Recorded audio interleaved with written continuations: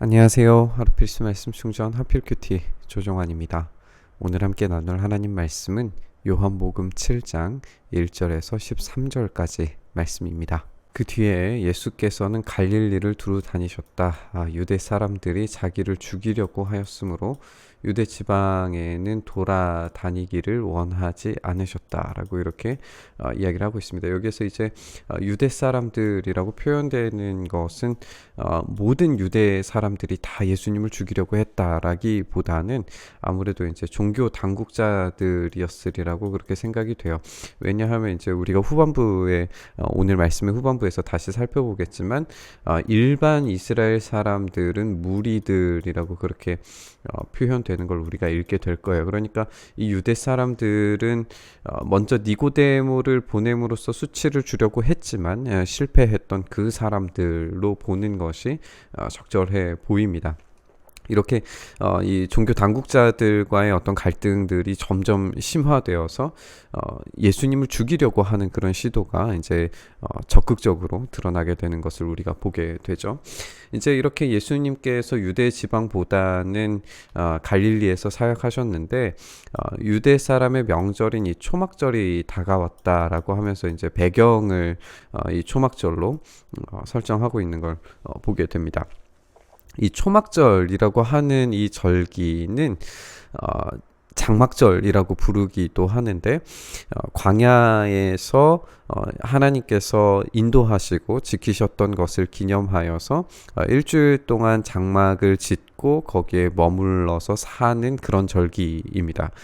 이렇게 초막절이라고 하는 이 절기의 내용 그리고 행위들 이 모든 것들이 오늘 본문을 읽어 내려가는 이 배경이 되는 것이 참 중요한 것 같습니다. 왜냐하면 우리가 이 장막이라고 하는 이 말이 1장 말씀에서 말씀이 육신이 되어 우리 가운데 사셨다라고 표현했을 때에 그 우리 가운데 사셨다라고 하는 그 표현과 동일한 어원의 말입니다. 그래서 앞으로 계속 나오겠지만 초막절에서 행하는 이 행사와 더불어서 예수님의 가르침이 아주 긴밀하게 연결되는 것을 우리가 확인을 할 수 있을 거예요. 이렇게 초막절이라고 하는 배경을 우리에게 알려주고 있고 예수님의 형제들이 예수님에게 와서 이제 말하기 시작을 합니다. 형님은 여기에서 떠나 유대로 가셔서 거기에 있는 형님의 제자들도 형님이 하는 일을 보게 하십시오. 알려지기를 바라면서 숨어서 일하는 사람은 없습니다. 형님이 이런 일을 하는 바에는 자기를 세상에 드러내십시오라고 이렇게 이야기를 합니다. 겉으로 봐서는 거기에 있는 형님의 제자들도 형님이 하는 일을 직접 볼 수 있도록 그렇게 드러나는 방식으로 일을 하라라고 하는 어떤 조언, 충고 이런 것처럼 보여지죠. 근데 여기 알려지기를 바라면서 마치 예수님께서 자기를 드러내고자 하는데 그것을 적극적으로 하지 못하는 어떤 그런 모습처럼 이야기하는 것이 아니라 당신은 지금 알려지길 바란다.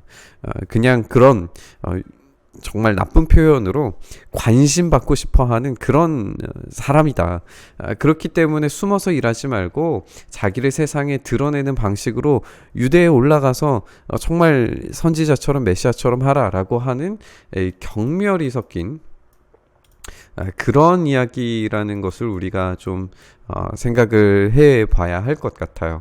이제 5절에서 이야기를 이제 첨언을 하게 되는 건데 예수의 형제들까지도 예수를 믿지 않았기 때문이다라고 하면서 이 표현 자체가 이제 긍정적인 표현이 아니라 부정적으로 이제 경멸에 가까운 이야기라는 것을 우리가 알 수가 있습니다. 우리가 니고데모가 이제 랍비여 선생님이여라고 이렇게 이야기한 것도 어떤 전략적인 것이었음을 우리가 기억을 해본다면 오늘의 이 형제들의 말도 마찬가지였다. 라고 하는 거죠. 이렇게 예수님의 형제들이 지금 예수님을 향하여서 수치를 주고 멸시하는 이런 방식의 이야기를 지금 우리가 보게 되는데 우리가 요한복음 1장의 말씀을 함께 좀 다시 생각을 해보면 초막절에 예수님께서 말씀이 육신이 되어 이 땅 가운데 왔음에도 불구하고 그 빛이 싫어서 그 빛을 떠나 이제 어둠 가운데 머무는 사람들 그리고 제대로 깨닫지 못하고 참된 하나님을 보지 못하는 사람들 그것이 이제 예수님의 형제들도 마찬가지의 상황이었다는 것을 우리가 알 수 있게 되죠.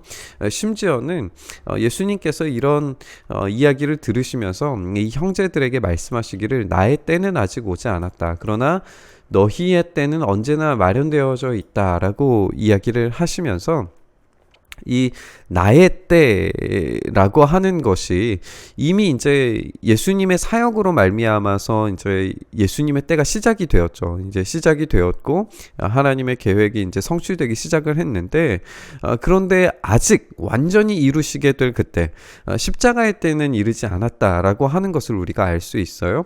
그런데 여기에 지금 너희의 때는 언제나 마련되어 있다라고 하면서 세상이 너희를 미워할 수 없는데 세상이 예수님은 미워한다.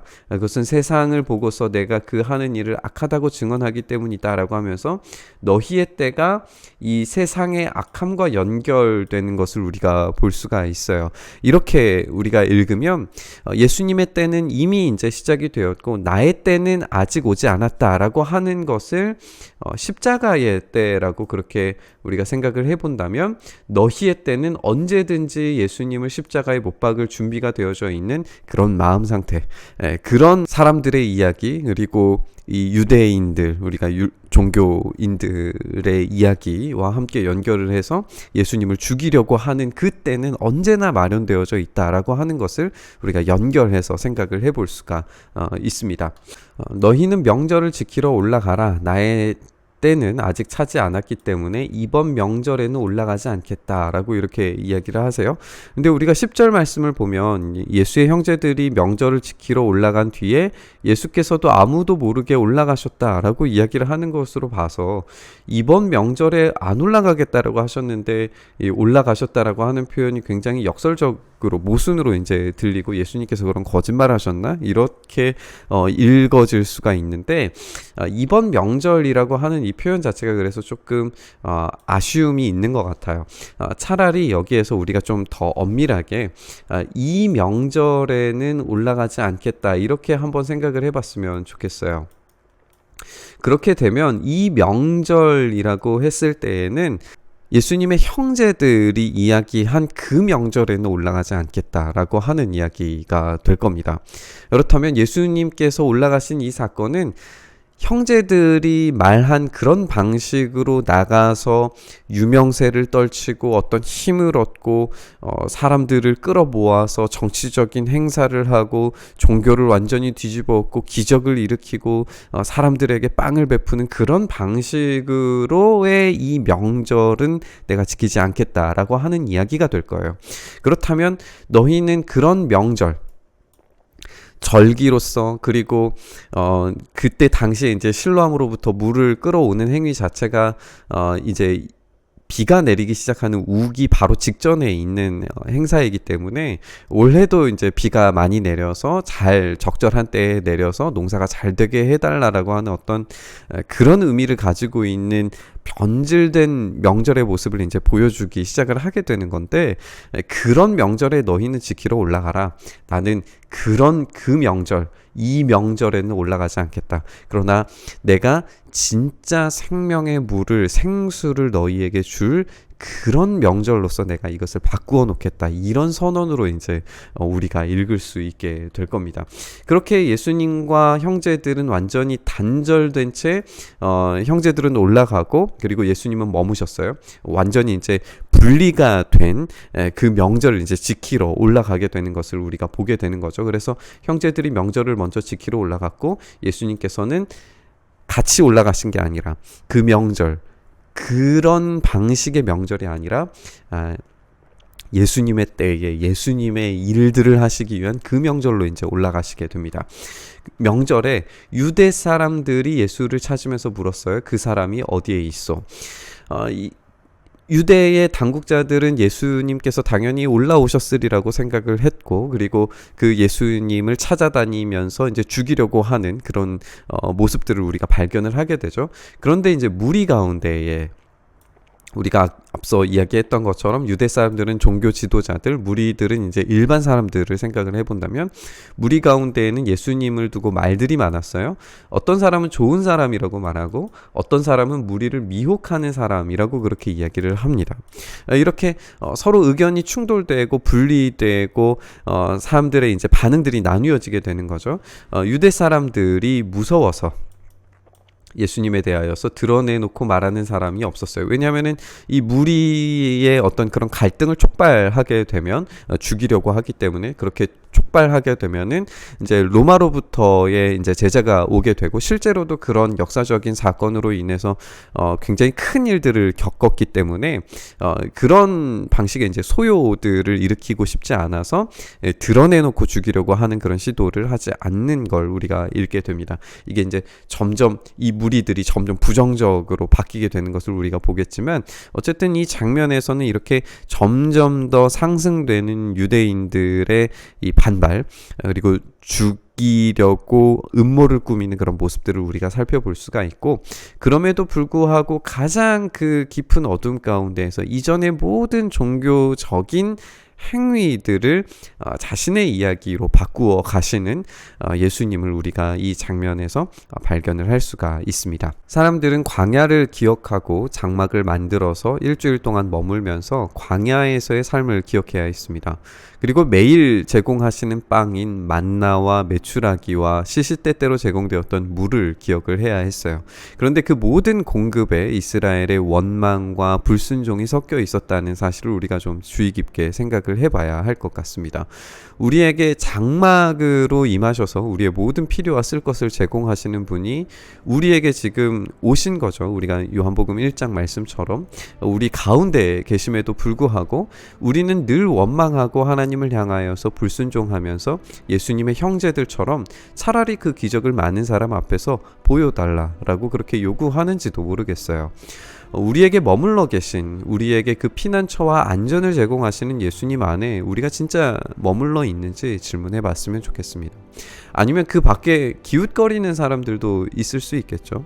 어쩌면 우리를 향하여서 장막 안으로 들어오라고 하는 예수님의 초대에 여전히 불신과 머뭇거림으로 그 풍성함과 만족감을 주는 그 은혜를 맛보지 못하고 사는 삶은 아닌지 생각을 해보았으면 좋겠습니다. 유대인들의 이런 반대와 무리의 어떤 그런 갈등, 이런 것들이 어떻게 보면 지금 우리의 모습이 아닐까 생각을 해봅니다.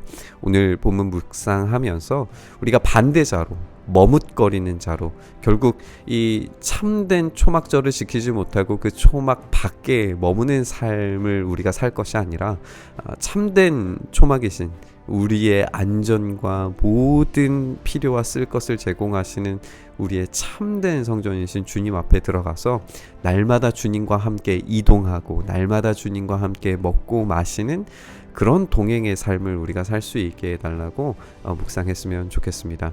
이런 반대자들의 모습이 아니라 예수님과 함께 머무는 삶 살 수 있게 해달라고 함께 기도하면서 묵상의 자리로 나아갔으면 좋겠습니다. 주님, 그렇습니다. 우리가 예수님을 반대하는 자로 그렇게 살아가는 것이 아니라, 그리고 예수님께서 우리에게 오셨음에도 불구하고 그 주변을 기웃거리면서 우리가 참된 동행에 동참하지 못하는 그런 삶이 아니라 예수님 안에 머물고 예수님께서 우리 안에 머무시며 우리에게 참된 생수와 필요와 쓸 것을 제공하시는, 그래서 주님과 함께 동행하는 삶이 얼마나 충만하고 충족한 삶을 살 수 있는지를 우리의 삶에서 경험할 수 있도록 오늘 우리와 함께하여 주시옵소서. 그 주님 안에, 그 장막 안에 머무는 오늘 하루 될 수 있기를 간절히 소망하며 우리 주님 예수 그리스도의 이름으로 기도드리옵나이다. 아멘.